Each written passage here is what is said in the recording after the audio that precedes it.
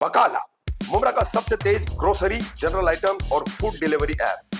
अब सब कुछ मिलेगा फास्ट, फ्रेश और बिना किसी परेशानी के सीधा आपके घर तक। आज ही डाउनलोड करें बकाला और महसूस करें लाइटनिंग फास्ट डिलीवरी का नया एक्सपीरियंस। डाउनलोड लिंक डिस्क्रिप्शन में है या फिर आप सीधे प्ले स्टोर में जाके बकाला सर्च करके डाउनलोड कर सकते हैं। अब देर किस बात की? एनसीपी अजित गुट के पदाधिकारियों ने भी विधायक संग्राम जगताप के खिलाफ मामला दर्ज करने के लिए मोबरा पुलिस को दिया ज्ञापन।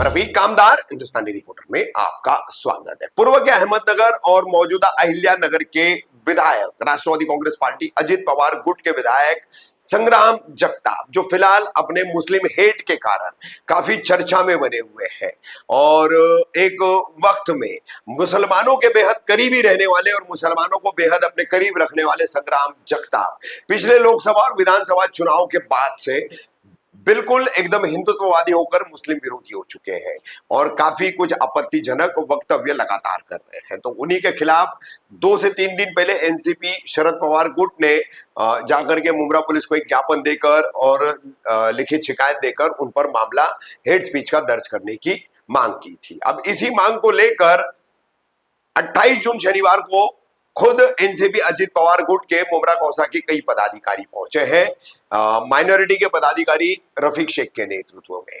किस तरह से उन्होंने फिर इस मामले में वरिष्ठ पुलिस निरीक्षक अनिल शिंदे से मुलाकात कर बातचीत की और फिर इस मामले को लेकर मीडिया से क्या बात की, क्या उन्होंने बताया और अपनी ही पार्टी के विधायक को लेकर के क्या उनकी भूमिका है, क्या पार्टी की भूमिका है, सुनिए।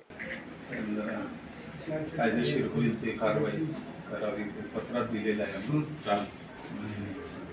पूर्ण विषय माहिती आहे तुम्हाला? पूर्ण विषय माहिती आहे। मागे निवेदन म्हणून दिलं आपल्याला। थोडं बाहेर घ्यायचं काही इथं करायचं। बाहेर दिलं तर बरं होईल, लोक येतील।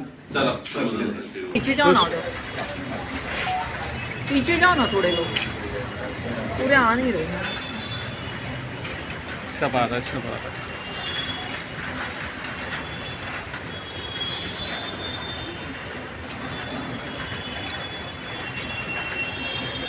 एक सेकंड। पुलिस स्टेशन में सीनियर साहब से मिलने आए थे, क्या मामला था इस वजह से?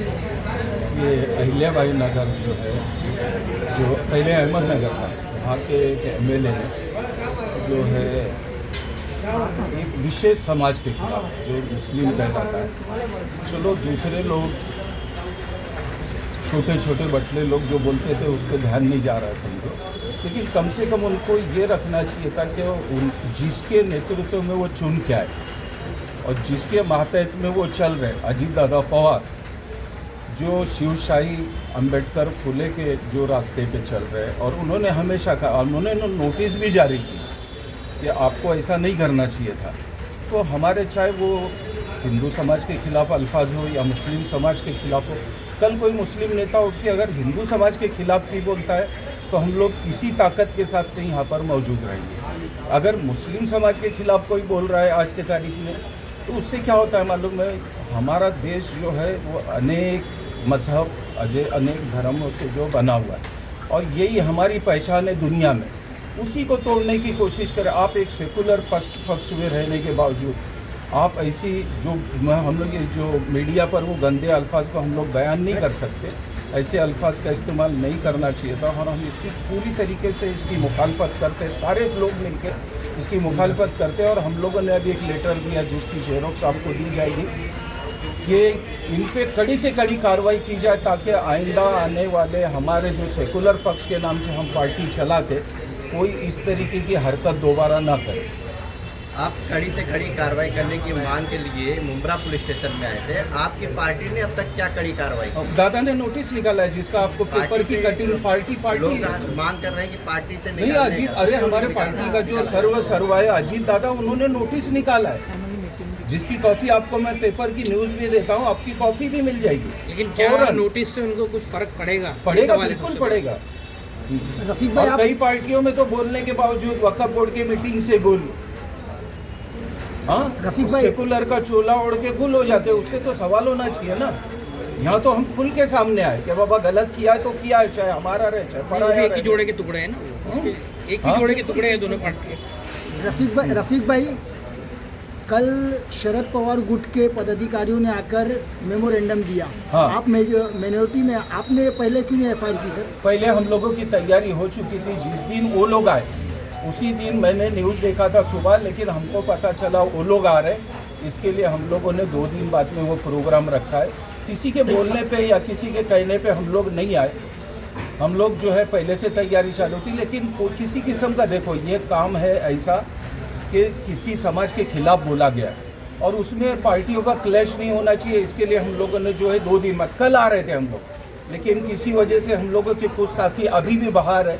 कई लोगों को हमने फ़ोन किया जो थाना में मीटिंग में मौजूद है, जिसकी वजह से कल भी हमारी, तुम देख सकते हैं, एक खास मीटिंग थी जिसकी वजह से लोग मौजूद नहीं थे, जिसको कल को भी मेरे लेटर पे आप देखे डेट देखोगे तो कल का है।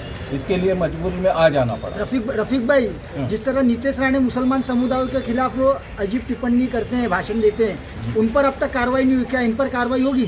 कार्रवाई होना चाहिए, उनका पक्ष है और वो तो सेंटर में बैठे, स्टेट में बैठे, और स्टेट में बैठने वालों की जिम्मेदारी और ज़्यादा है, और जो स्टेट में मुख्यमंत्री उसकी जिम्मेदारी और ज़्यादा है। अगर उसकी शय में ये काम हो रहा है तो गलत हो रहा है।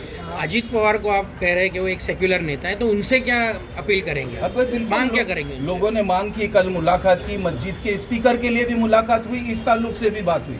आप देखिए नवाब मलिक साहब है और जो मुस्लिम लीडर्स लोगों ने उनसे मुलाकात की बॉम्बे में, और जो स्पीकर को लेकर कार्रवाई चल रही है उसके लिए अजीत दादा से बात हुई। आप न्यूज़ वाले, आप न्यूज़ देख रहे कि स्पीकर को और सेकुलर को लेकर दादा का उनसे जो है बातचीत चालू है। मुंब्रा छोटा पुलिस स्टेशन के सीनियर पीआई साहब ने आपको क्या आश्वासन दिया? वो पूरी तरीके से भी सहमत है और उन्होंने हमारे लिए, उनको कहीं जाना था लेकिन वक्त दिया। मैं उनका शुक्रिया अदा करता हूँ अनिल शिंदे साहब का, और उन्होंने कहा कि इस पर ज़रूर कार्रवाई की जाए।